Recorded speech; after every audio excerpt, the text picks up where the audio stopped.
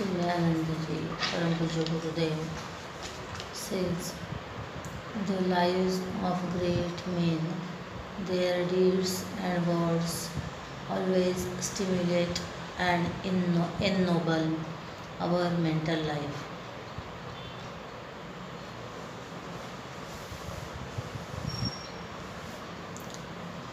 On this thought, Chintan reflection is made by Pujya Swami Aparajitananda from Chinmay Mission, Mangalore.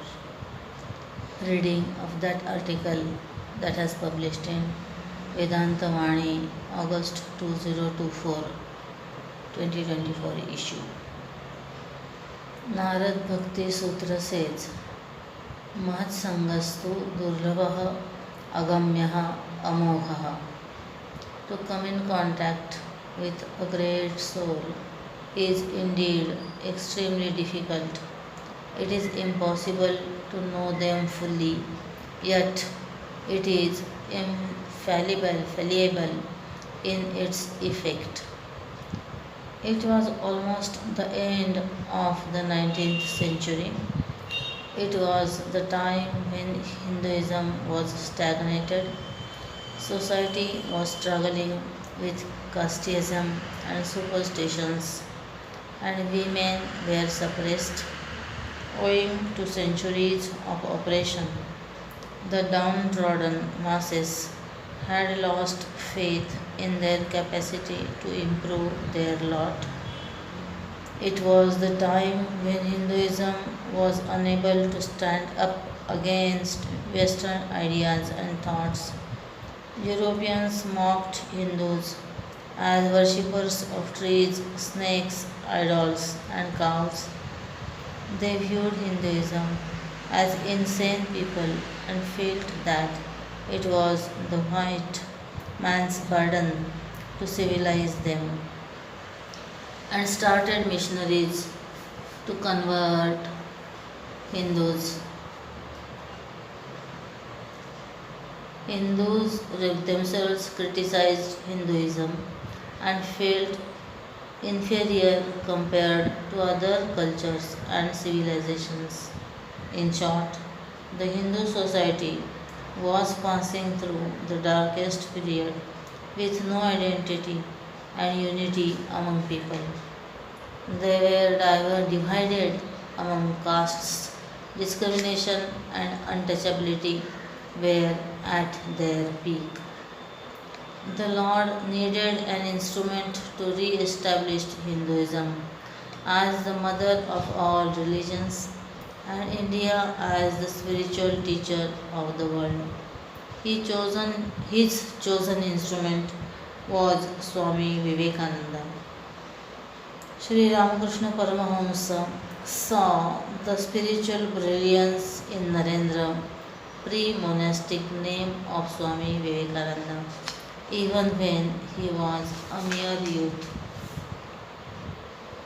Ramakrishna used to compare Swami Vivekananda with other spiritual leaders of his times. He used to say other spiritual leaders possessed one or two spiritual powers which had made them eminent, even world famous, but they were simply no match for Naren, who is beyond compare, as he had 18 such powers in their fullest measure. Nobody should make the error of trying to evaluate him, because he is so great that no one would be able to comprehend him fully. Commentating on Swami Vivekananda's brilliance of intellect, he said, Behold, here is Naren.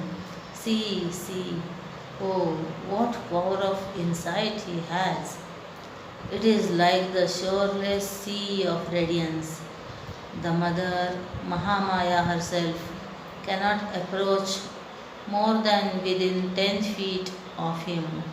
He is bound by the very glory which she has imparted to him.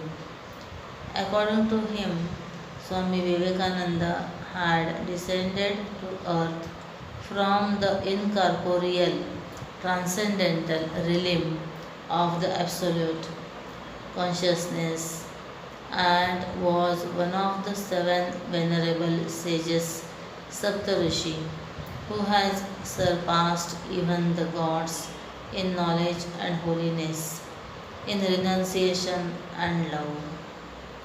The world came to know of the spiritual might of Swami Vivekananda after his speech at the World Parliament of Religions in Chicago on September 11, 1893. When Swami Vivekananda addressed the gathering as brothers and sisters of America, the claps went on for many minutes. Commenting upon this, Swamiji himself said later, "In my first speech in this country, in Chicago, I addressed that audience as sisters and brothers of America. And you know that they all rose to their feet. You may wonder what made them do this. You may wonder if I had some strange power. Let me tell you that I did have a power, and this is it. Never once in my life did I allow myself to have even one sexual thought. I trained my mind, my thinking, and the powers that man usually uses along that line. I put into a higher channel. And the powers that man usually uses along that line, I put into a higher channel, and it developed a force so strong that nothing could resist it." Swamiji also said later, "The words that come from the mouth end up in the ears of the listener. When those words come from the depths of the heart, they reach the same depths in the listener as well." Reporting on the event, the famous newspaper in the United States, the New York Herald, wrote, "Vivekananda is undoubtedly the greatest figure in the Parliament of Religions. After hearing him, we feel how foolish it is to send missionaries to this learned nation." After the Parliament, Swami Vivekananda immediately became a hero in America. The Boston Evening Transcript reported, "Vivekananda was a great favorite at the Parliament. If he merely crosses the platform, he is applauded." Swamiji's book Raja Yoga was sold out in 4 months. Roman Roland, a famous figure of those times and a Nobel Prize winner, spoke about Swamiji thus, "The thought of this warrior prophet of India left a deep mark upon the United States. I cannot touch these sayings of his without giving a thrill through my body like an electric shock. And what shocks, what transports must have been produced when in burning words they issued from the lips of the hero." Many from Western countries were influenced by Swami Vivekananda's life and message. Some of them became his disciples or friends. Among them was Margaret Noble, later known as Sister Nivedita, Captain Mrs. Xavier, Josephine MacLeod, and Sarah Olebull. Sister Nivedita dedicated her life to educating girls in Kolkata. One interesting incident was the meeting of Swamiji with John D. Rockefeller, the wealthiest individual of his time and the first billionaire. Even when he was 38 years old, he had managed 90% of the oil refined in the US. But at the age of 53, he became ill. His entire body suffered from pain and he lost all of his hair. In complete agony, the world's only billionaire could buy anything he wanted, but he could only digest soup and crackers. He could not sleep, would not smile, and nothing in life meant anything to him. His personal, highly skilled physicians predicted he would die within a year.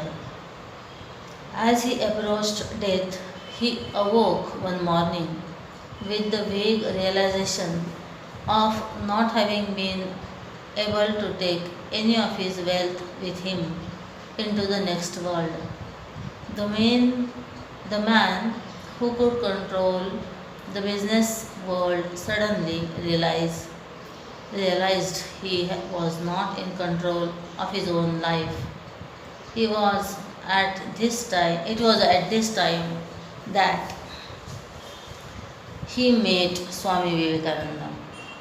Persuaded by his friends, Rockefeller decided to meet Swamiji, though he had no reverence for any monk. The arrogant Rockefeller entered the room of Swamiji, pushing aside the butler who opened the door. Swami Vivekananda had many yogic powers. By looking into the eyes, he could read the minds of people and understand their nature. He could see the inner thoughts as clearly as the fruit in one's own palm. Swamiji spoke certain things to Rockefeller. He was amazed at how Swamiji knew all his filthy secrets and unethical practices. Swamiji asked him to donate his wealth to charity and thus to mark a new beginning in his otherwise selfish, self centered life.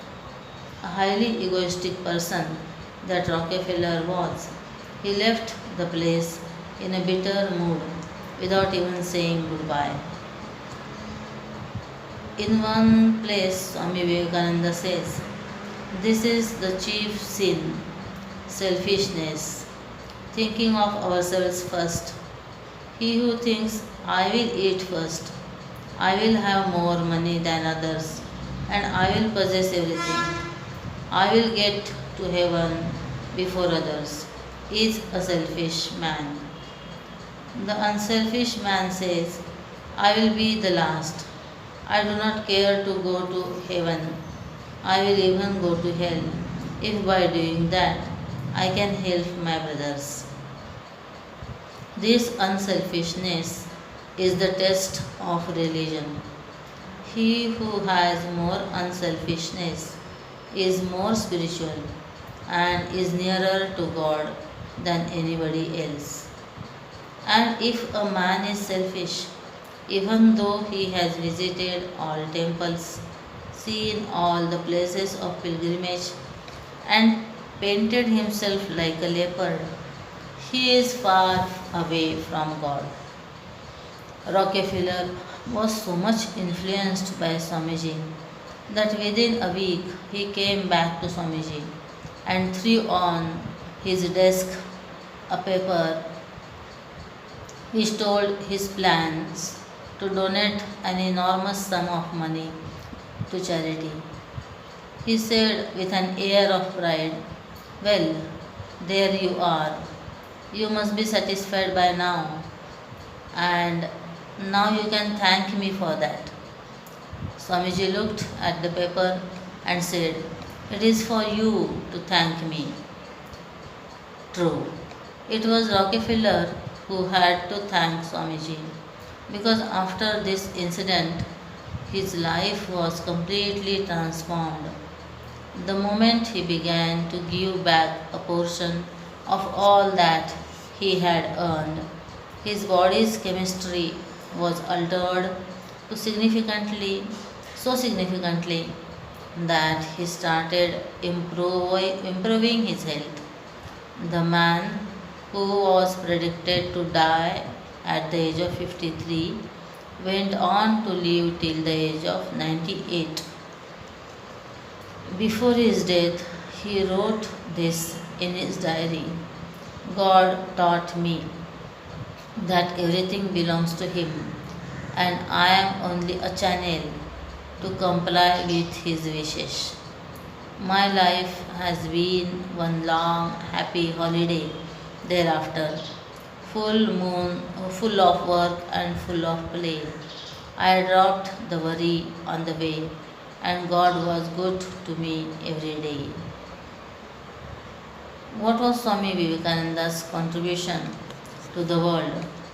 Swami Vivekananda was among the first ambassadors of modern India, traveled across North America and Western Europe, meeting influential figures like Nikola Tesla, propounding the harmony of science and religion, and introducing the West to the concept of Vedanta and other aspects of Indian philosophy. He was also among the first who taught us that all religions are true and should be seen merely as different paths towards the same goal. Among other things, thanks to Swami Vivekananda, we today have yoga taught in every corner of the world. Ancient Indian culture being taught in almost all major universities internationally.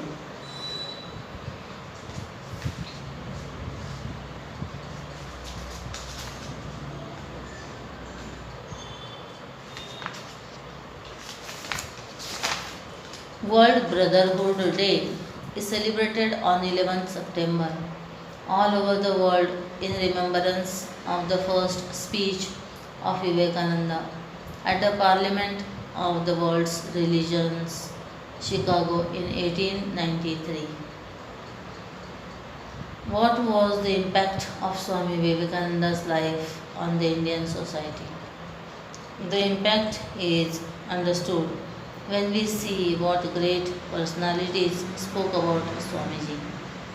Shri Bal Gangadhar Tilak called him a person of stature as high as Adi Shankaracharya himself. Shri Ravindranath Tagore called him a personification of India herself. Shri C. Rajgopalachari claimed that Vivekananda saved Hinduism and India.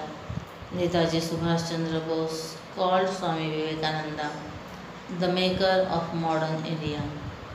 After 50 years, even 50 years after his death, a mother living over 2000 kilometers from his birthplace in Gujarat chose to name her newborn son after him, a son who became the Prime Minister of India a record 3 consecutive times. Even after 100 years of his death, there are over 4,000 books listed on Amazon just on him. Swami Vivekananda's soul-thrilling speeches, given more than 100 years back, are inspiring thousands of youths even today to renounce the world and to embrace spirituality as the sole purpose of life.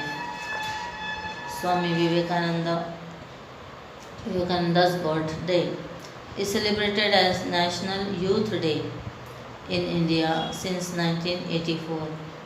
To quote from the Government of India's communication, it was felt that the philosophy of Swamiji and the ideals for which he lived and worked could be a great source of inspiration for the Indian youth. He founded the Ramakrishna Mission and made attempts to serve the poor and educate them. He also opened the knowledge of Vedas and Upanishads to them. Tireless work, especially giving lectures and inspiring people, took a heavy toll on Swamiji's health. It is said that Swami Vivekananda suffered from 31 ailments, including insomnia, liver and kidney disease, malaria, migraine, diabetes, and heart ailments. He even suffered from asthma, which got unbearable many times. His words of wisdom to his disciples were, learn from my experiences. Don't be so hard on your body and ruin your health. I have harmed mine. I have tortured it severely. And what has been the result? My body has become ruined during the best years of my life, and I am still paying for it. At Belur Math, one day Swamiji said, I shall never see 40. I delivered my message and I must go. The shadow of the big tree will not let the smaller trees grow up. I must go to make room. Before his Mahasamadhi, he had written to a Western fellow follower, it may be that I shall find it good to get outside my body, to cast it off like a worn out garment, but I shall not cease to work. I shall inspire men everywhere until the whole world shall know that it is one with God. One of his British friends put a question to him, how do you like your motherland after 4 years' experience of the luxurious, glorious, powerful West? Swamiji said, India I loved before I came away. Now the very dust of India has become holy to me. The very air is now to me holy. It is now the body, the holy land, the place of pilgrimage, the Tirtha. What makes a land holy? Srimad Bhagavatam says, Tirthi Kurvanti Tirthani. In it is the Mahatmas, the spiritual stalwarts, who make a land holy. Humble prostrations to all the Mahatmas. Humble prostrations to India, the holy land of Mahatmas. Om Tat Sat.